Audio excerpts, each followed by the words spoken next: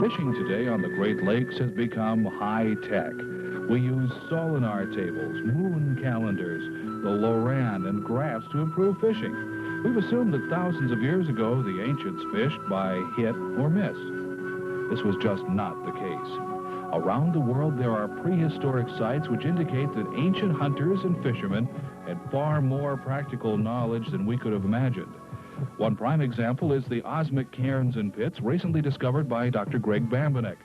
His hypothesis is that this site is an astronomical fishing calendar, which was used by ancient fishermen in Lake Superior.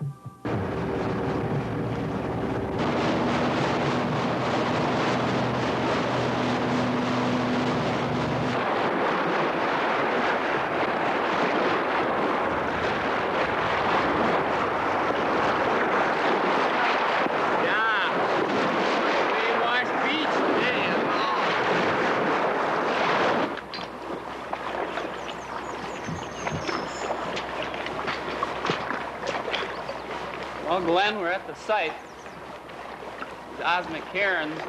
Here you can see the terrace beaches going up. Three distinct. Yeah, it looks like three beaches. Yeah, Lake Superior could have been at one level for hundreds of years and just washed it level, and then the drop is the Sioux drop, water drop. Look at these pits. This one's got a built-up edge around it. Oh, look at these.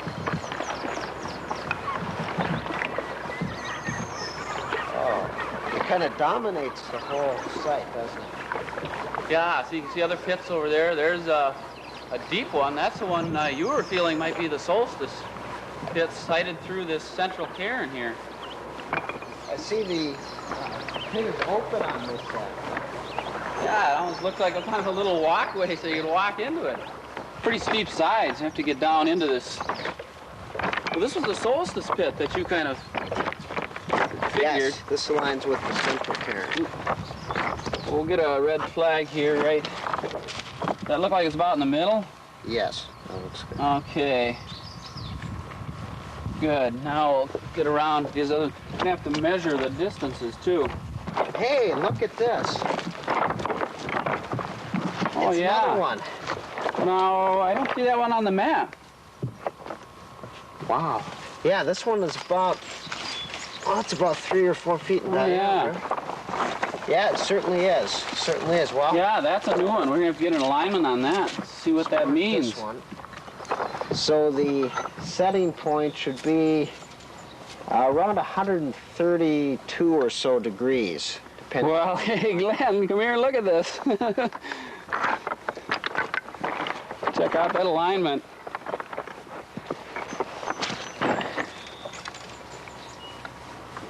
I don't believe it, Greg. I think it's right on. That might be the sunset. Huh. And look at it, it is a clear horizon. Yeah. Well, that's interesting. Wow, well, now this is a new sighting, Glenn. Yes. I know what we'll be doing this evening. Yeah, watching a pretty sunset, that's for sure. Yes.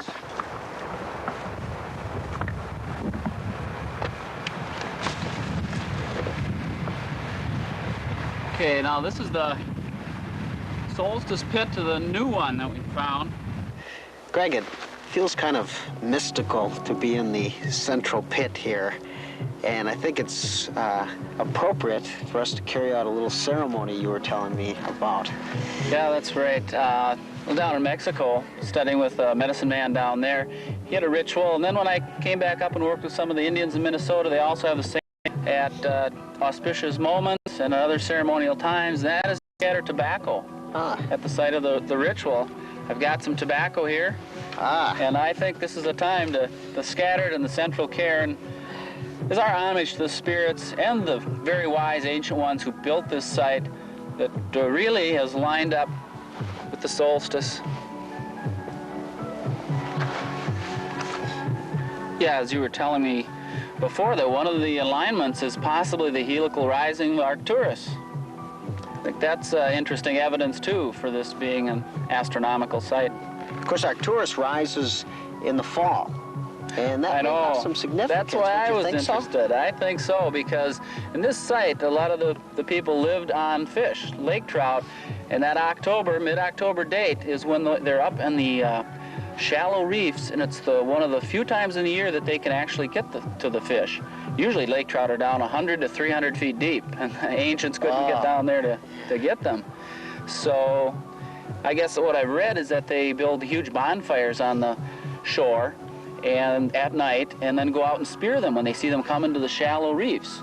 And we can see the reefs around here out on Lake Superior, and they had to conserve energy, and so they didn't want to build the fires every night waiting for the fish to come. They might not be there, so they'd use an astronomical site like this as a calendar to let them know right when those fish were going to be on the spawning reefs. Thing is, it was a shaman or medicine man who had that knowledge, ancient astronomer. This morning, as we made measurements with our instrument here, it appeared that it was going to line up on the solstice, the setting. And yeah, and it's right through the Solstice pit, too. Yeah. That hopefully is going to line up with the sunrise. yes, and as I look now, Greg, it looks very, very close. So I think maybe we should start lighting the torches very Yeah, it's getting kind of dark to see the pit, so maybe we'll light up the torches. And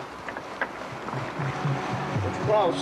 It's very close. yeah, it's looking close. Boy, I don't know. Hard to tell how old these pits are, these cairns, but Well, if the sunset position is very close to our alignment, it's probably within the past 500 years or so, because precession will cause the sunset position to change. looking good. Yeah, it's right on there, and it's just touching. Oh, wow. All right. It's just starting to touch. Wow. Wow. I don't believe it came down that fast. It is on. Yeah, All right. right on. Well, this may be just one piece of the puzzle, Greg. Just Yeah, one. that's We'll right. That's fit right. another one in tomorrow. Another one. Another one. Well, The skies tonight. exactly. Exactly. Hey, Glenn. There. All right, we did it. Yeah. Stakes and one. Multi-layered. Yeah, multi-layer these babies. But Yeah, it's getting brown on the bottom. All right. These nice deer steaks. We got 3 whitetails and 1 mule deer. Today's the day, Greg. Yeah, last night was really great, you know, but try and get the solstice sunrise is really going to be something. Yes, yes. Well, and this morning we're going to be using that same solstice pit aligned with the central cairn.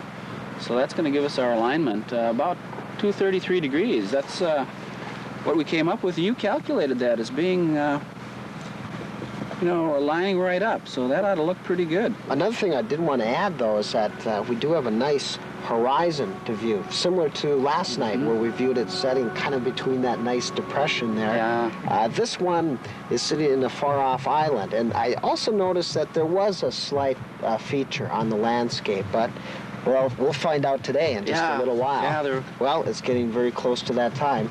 Should we ascend to the site? yes, I think we'll have to get up to our little elevation for a good view. Sounds good.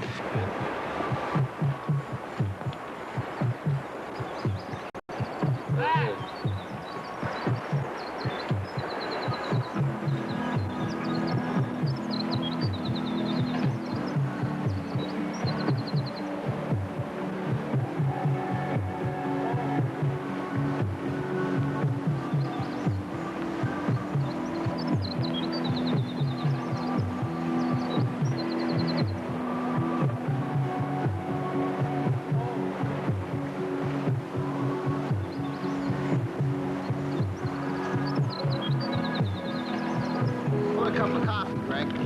Yeah, sounds like a good idea. Looks like you got a real good fire going here. Yeah, thanks.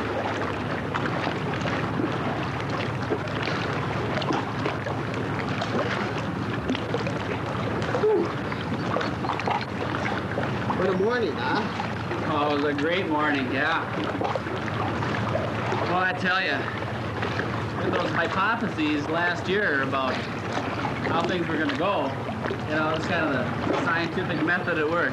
So what use are these beyond the astronomical significance? And in some of my research, with medicine men and shamans in Central America, Mexico, and China. They made use of these for planting at times, to know when to plant their crops after the last frost in the spring, because food and shelter for them was very important.